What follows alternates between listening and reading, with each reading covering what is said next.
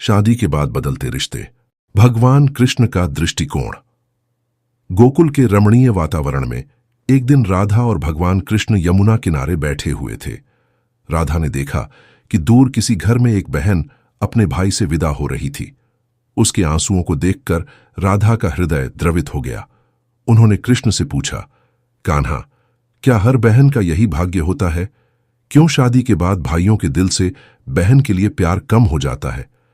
भगवान कृष्ण मुस्कुराए और बोले, राधे, यह प्रश्न बड़ा गूढ़ है। इसका उत्तर जीवन के धर्म, कर्तव्य और मनुष्य की प्रवृत्तियों में छिपा है। मैं तुम्हें एक कथा सुनाता हूं जिससे तुम्हारे सारे प्रश्नों का उत्तर मिल जाएगा। कथा। रघुवीर और सुशीला गांव में रघुवीर और सुशीला नामक दो भाई बहन रहते थे। रघुवीर बड़ा भाई था और सुशीला उसकी छोटी बहन। दोनों का बचपन बड़े ही स्नेह और प्यार में बीता। सुशीला जब छोटी थी तो रघुवीर उसे पेड़ से आम तोड़कर खिलाता और उसकी हर छोटी बड़ी जरूरत का ध्यान रखता। हर साल रक्षाबंधन पर सुशीला अपने भाई के लिए सुंदर राखी बनाती और बदले में रघुवीर उसे मिठाइयां और उपहार देता। उनके रिश्ते में इतनी मिठास थी कि गांव वाले उनकी मिसाल दिया करते थे। समय बीता और सुशीला युवा हो गई। गांव में उसकी शादी के चर्चे होने लगे। माता पिता ने सुशीला का विवाह तय कर दिया। शादी के दिन पूरे गांव ने सुशीला की विदाई देखी। रघुवीर का चेहरा उदासी से भर गया था। सुशीला ने अपने भाई से वादा किया, भैया, मैं हर साल राखी के दिन तुम्हारे पास आऊंगी।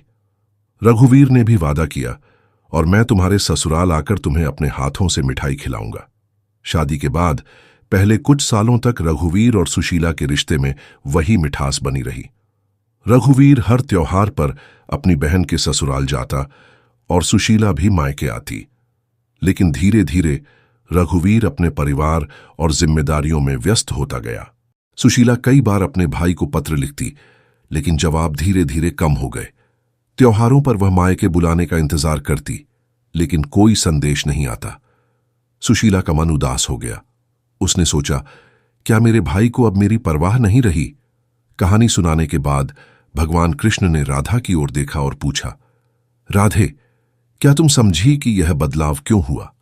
राधा ने कहा, कान्हा, यह बदलाव कर्तव्यों की वजह से हुआ।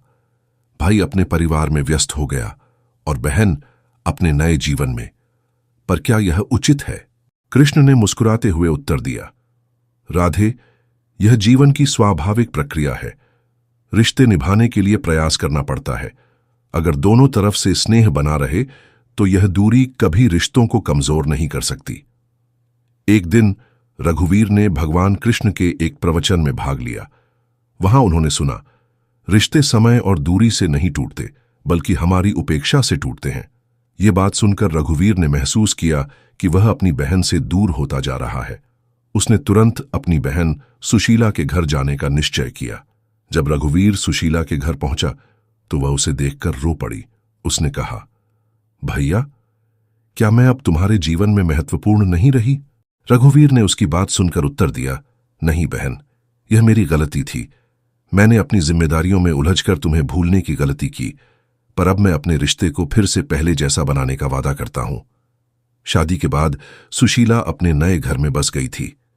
उसका पति और ससुराल वाले अच्छे थे, लेकिन मायके की यादें उसे अक्सर रुला देती थीं। हर त्योहार पर उसे उम्मीद रहती थी कि उसका भाई उसे बुलाने आएगा, लेकिन धीरे धीरे वह इंतजार लंबा होने लगा। एक बार करवा चौथ के मौके पर सुशीला ने अपने पति से कहा, क्या भैया को मेरी याद नहीं आती? जब मैं छोटी थी तो हर त्योहार पर वह मेरे लिए मिठाई लाता था, अब क्यों नहीं आता? सुशीला के पति ने उसे समझाया, रघुवीर अपने परिवार में व्यस्त होगा, पर तुम भी उसे संदेश भेज सकती हो। रिश्ते दोनों तरफ से निभाए जाते हैं। सुशीला ने पत्र लिखा, लेकिन कोई उत्तर नहीं आया। यह बात उसके दिल को और चुभ गई। दूसरी ओर रघुवीर अपने जीवन में उलझा हुआ था। खेती-बाड़ी और अपने बच्चों की परवरिश में वह इतना व्यस्त हो गया था कि बहन के पत्रों का उत्तर देना भी भूल गया। उसकी पत्नी ने एक दिन पूछा, क्या तुम्हें नहीं लगता कि तुम्हें सुशीला जीजी से मिलना चाहिए? उन्होंने कई पत्र भेजे हैं। रघुवीर ने अनमने मन से कहा, समय ही नहीं मिलता, अगली बार जरूर जाऊंगा। लेकिन अगली बार कभी नहीं आया। एक दिन गांव में भगवान कृष्ण के प्रवचन का आयोजन हुआ। रघुवीर ने सोचा, चलो आज कान्हा के प्रवचन सुनते हैं, शायद मन को शांति मिले। प्रवचन में भगवान कृष्ण ने कहा, रिश्ते केवल खून के नहीं होते, वे प्रेम, त्याग और समय के धागे से जुड़े होते हैं।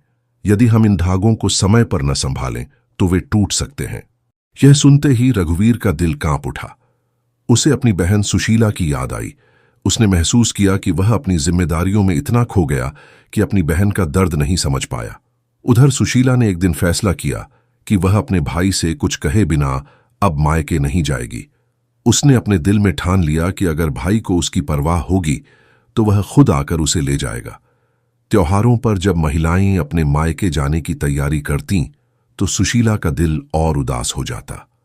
उसने कई बार अकेले में अपने बच्चों से कहा, तुम्हारे मामा को मेरी याद क्यों नहीं आती? बच्चे इस बात को समझ नहीं पाते, लेकिन उनकी मां का दुख देखकर वे भी चिंतित हो जाते। भगवान कृष्ण के प्रवचन के बाद रघुवीर ने तुरंत अपनी बहन से मिलने जाने का निश्चय किया। वह मिठाई और नए कपड़े लेकर सुशीला के ससुराल पहुंचा। सुशीला उसे देखकर हैरान रह गई। उसकी आंखों से आंसू बहने लगे। सुशीला ने कहा, भैया, क्या तुम्हें मेरी याद अब आई? इतने सालों से मैंने तुम्हारा इंतजार किया। रघुवीर ने सिर झुकाकर कहा, मुझे माफ कर दे बहन, मैं अपनी जिम्मेदारियों में इतना उलझ गया था कि तुम्हारे प्यार को अनदेखा कर बैठा। पर अब मैं वादा करता हूं कि यह गलती दोबारा नहीं होगी। उस दिन भाई बहन ने घंटों बात की। रघुवीर ने सुशीला से कहा, अब हर त्योहार पर मैं तुम्हें लेने आऊंगा, और अगर मैं नहीं आ सका तो तुम मुझे बुला लेना। इस घटना के बाद रघुवीर और सुशीला का रिश्ता फिर से पहले जैसा हो गया। दोनों ने समझा कि रिश्ते केवल खून के नहीं होते, बल्कि स्नेह और प्रयास से बनाए और संवारे जाते हैं। कृष्ण का अंतिम संदेश कहानी सुनाकर भगवान कृष्ण ने राधा से कहा, देखा राधे, रिश्तों में यदि थोड़ी सी भी दूरी आ जाए तो उसे स्नेह और प्रयास से पाटना चाहिए।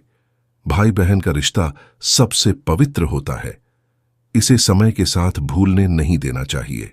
राधा ने मुस्कुराते हुए कहा, कान्हा, तुमने सही कहा, रिश्ते कर्तव्यों से ऊपर होते हैं, इन्हें निभाने के लिए समय और स्नेह देना बहुत जरूरी है।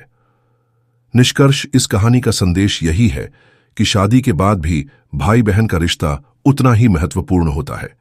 रिश्तों को जिंदा रखने के लिए दोनों पक्षों को अपने अहंकार और व्यस्तताओं को भुलाकर प्रयास करना चाहिए।